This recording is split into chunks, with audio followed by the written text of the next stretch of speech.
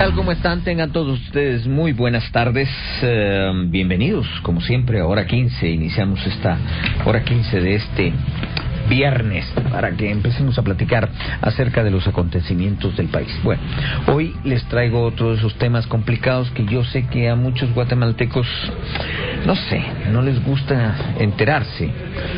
Pero debemos enterarnos, es muy, muy importante. Siempre que se habla de presupuestos, siempre que se habla de las finanzas, siempre que se habla de impuestos, pues normalmente son temas que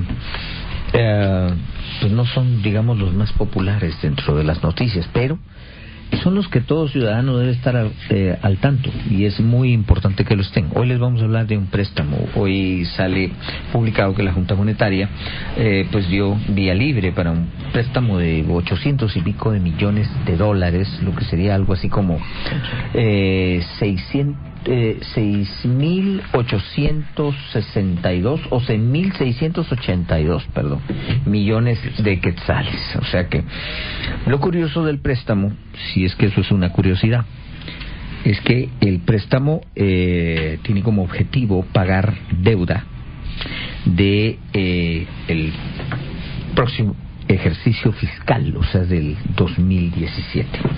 Tenemos hoy expertos acá para platicar acerca de este tema. Les cuento que están con nosotros el licenciado Carlos González, él es analista económico de ACIES. Y también está el doctor Edgar Balcells, jefe del área económica del Instituto de Problemas Nacionales de la Universidad de San Carlos, IPUSAC. Va a estar en la línea telefónica también Jorge Labarreda, analista económico del CIEN. Así es que vamos a platicar con expertos acerca de este tema. Doctor Balcells, a ver, ya brevemente estábamos platicando antes de entrar. ¿Cómo ve usted un préstamo de más de 800 millones de dólares?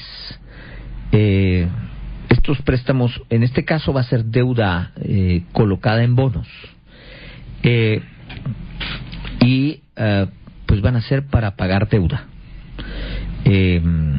Como pagar una tarjeta de crédito con la otra tarjeta de crédito, un poco así. ¿Qué opinión le merece eso, doctor?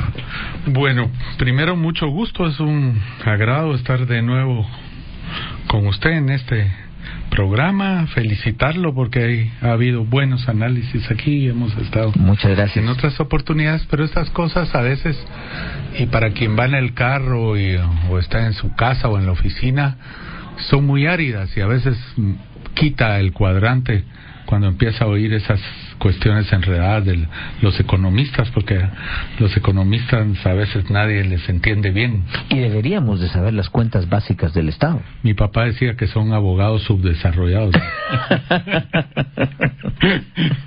Y se burlaba mucho de la jerigón. Así, mi papá casó a Carlos González y Carlos González me culpa a mí de eso. No, fue un buen matrimonio. Bueno, era broma.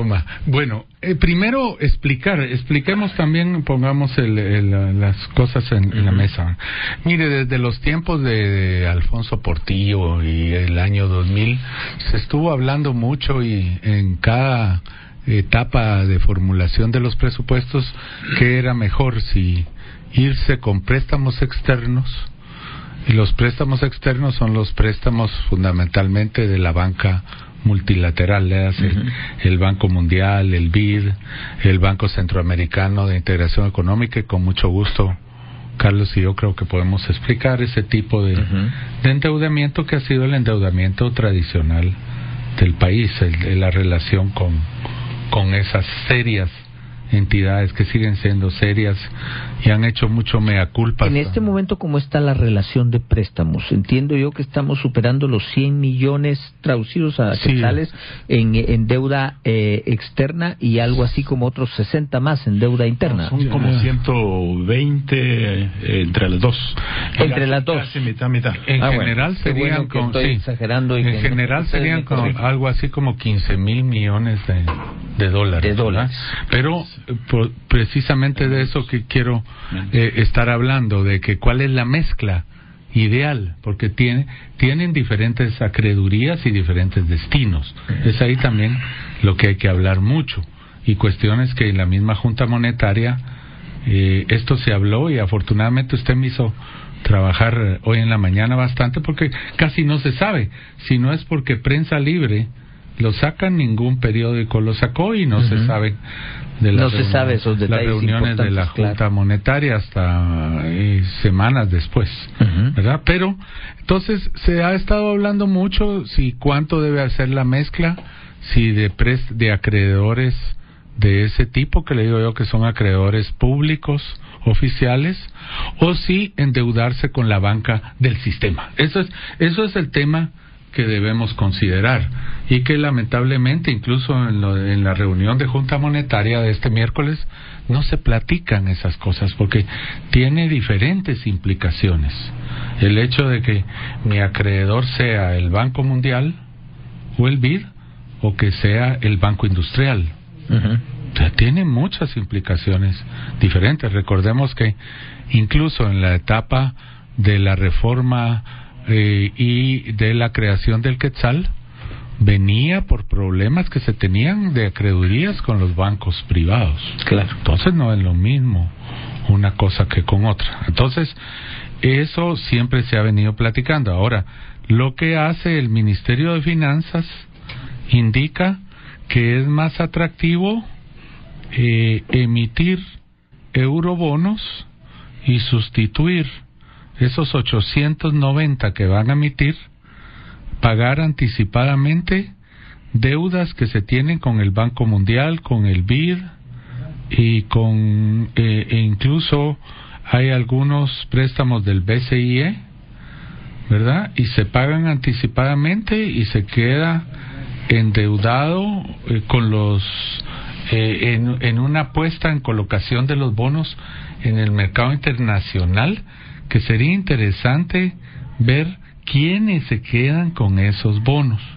Mi apuesta humilde, porque no tengo todos los intrínculos de la información, es que quienes van a los mercados internacionales son los bancos privados guatemaltecos. Esa sería una hipótesis que yo doy atrevidamente, porque eso nunca se lo dicen a uno, más que uno esté en el Ministerio de Finanzas o en el Banco de Guatemala con una información muy privilegiada, porque nunca se quiere decir, porque se hace toda la parafernalia que se va a la bolsa. Por ejemplo, lo de primera colocación fue en el año 98, fue por cuando era ministro de Finanzas José Alejandro Arévalo, y se hizo en la bolsa de Luxemburgo. Esos fueron los primeros eurobonos que se tuvieron. Pero uno sabe que quienes fueron y se quedaron con esos bonos fueron bancos privados. Entonces, o sea, tiene lógica, digámoslo así, en ese sentido, que ¿quién otro iba a estar interesado en deuda, en bonos guatemaltecas, sino bancos guatemaltecos que pueden estar más en contacto con la realidad acá, saber cuánto riesgo corren que lo que vaya a hacer un banco extranjero? Sí, yo quisiera hacer abstracción de ese punto que dice Edgar, que no es posible estar seguro de que así va a ser, pero es posible, ¿no? En el mercado hay muchos participantes externos e internos. Yo lo que quisiera es partir del principio, de los 891 millones de deuda no tienen que ver nada con el presupuesto que está en discusión. Esto en lo neto, eso sí debía ser cuidadoso el decreto que apruebe este crédito en el Congreso, que diga que esto es exclusivamente para pagar deuda. Ahora, de tal manera a pesar de que sea del próximo ejercicio fiscal. Sí, no tiene nada que ver, porque no es para financiar proyectos. Esto ya son créditos utilizados, y donde hace sentido la propuesta, yo lo había mencionado en varias oportunidades, hace sentido en el sentido de que, vale la redundancia, de que incluso según se sabe, la Reserva Federal planea en diciembre subir las tasas de interés. Y entonces, si tenemos deuda, como es el caso, a tasa libre de interés, quiere decir que cuando las tasas van arriba nos van a salir más caros. Mejor colocarla ahorita bonos, yo así lo veo como lógico, eurobonos, ahora que todavía hay abundancia de liquidez internacional y que se pueden colocar en condiciones posiblemente menores en cuanto a costo que los créditos que se van a pagar. Y otro aspecto importante es La vez pasada vimos en Asís que en los próximos 3 años están muy cargadas las amortizaciones de créditos. Entonces eso sí les resta capacidad presupuestaria al gobierno para atender otras cosas. Entonces esto le va a postergar esos pagos que tiene inminentes para el 2017 y 18 y 19 al nacer de nuevo una obligación que va a tener plazos más largos y probablemente tasas de interés más bajas. Así es como hace sentido en que se haga esto, y probablemente si hay más deuda a tasa variable debería de sustituirse preferiblemente con tasa fija, y así estamos exentos de cualquier variación que hubiese en el mercado. También en la línea telefónica está el licenciado Jorge Labarreda, ingeniero, Jorge Labarreda. Ingeniero, cuéntenos algo. ¿Cómo ve usted esta emisión de bonos al cual la Junta Monetaria pues le dio su visto bueno? Muy buenas tardes. Primero que nada, pues agradecer la oportunidad de estar en el programa. Pues bien, sí, efectivamente, como mencionaban los invitados, un primer punto a destacar es que la información es bien escasa. De hecho, en mi caso hice una solicitud al Ministerio de Finanzas Públicas para conocer más del dictamen que ellos realizaron y no lo tenían a mano. Entonces, tal vez el primer comentario sobre el dictamen favorable de la Junta Monetaria es que lo único que hace la Junta Monetaria es responder al artículo 57 de su ley orgánica, en la cual su opinión se fundará solo en la incidencia en operaciones contempladas sobre balanza de pagos, volumen de medio circulante y sobre la consecución en mediano y largo plazo del objetivo fundamental del Banco Central, que va a pasar con la inflación. Entonces, en ese contexto, solo para aclarar tal vez a los radioescuchas, en síntesis se ve, digamos, el impacto que va a tener en la economía, en esas variables, y para eso generalmente lo que hacen son escenarios, y justamente como decían, ¿verdad? Un escenario en el que son, digamos, la banca local que compra en el extranjero, hacen distintos escenarios, y en base a eso y los indicadores que tenemos de endeudamiento, se ve el efecto que pueda tener. Básicamente, por el monto, digamos, que estamos hablando acá, es alrededor de los montos que generalmente se han estado haciendo opiniones para la colocación de estos bonos, y tradicionalmente se da un dictamen favorable, básicamente porque efectivamente no estamos, digamos, justo en el único indicador en el que generalmente salimos, digamos, con una alerta, llamémoslo, es nuestra relación con el tema de los ingresos tributarios, ¿verdad? O sea, capacidad de pago. Ahora, ya, digamos, pensando en la discusión que tenían, ¿verdad? Pues en realidad la deuda del sector público se integra por instrumentos en moneda nacional o extranjera. Para que dimensionemos, al 2015 teníamos el 53.8% en moneda extranjera. También tenemos a tasas de interés fijas o variables. En el 2015 teníamos el 30.9% a una tasa de interés variable. Y a los plazos de vencimiento, ¿verdad?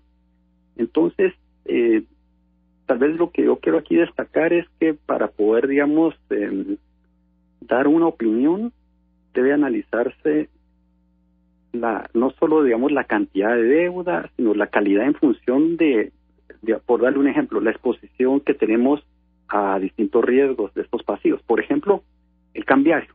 En este caso, pues si simplemente sustituimos en moneda extranjera, son eurobonos de lo que se está hablando. Yo no he tenido acceso, digamos, al detalle de los dictámenes. Por préstamos con los multilaterales, seguiríamos básicamente con la misma exposición en este caso. Ahora, el tema, digamos, del costo, por ejemplo, es que es otra variable, ¿verdad?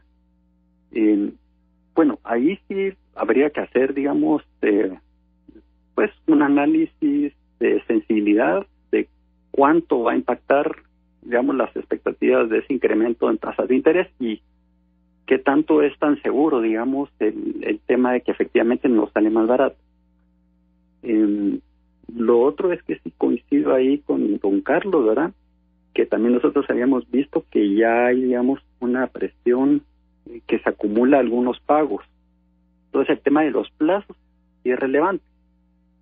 Tenemos concretamente que para los años 2022, 26 y 28 tenemos vencimiento de 3 eurobonos en este momento de $700 millones cada uno, ¿verdad?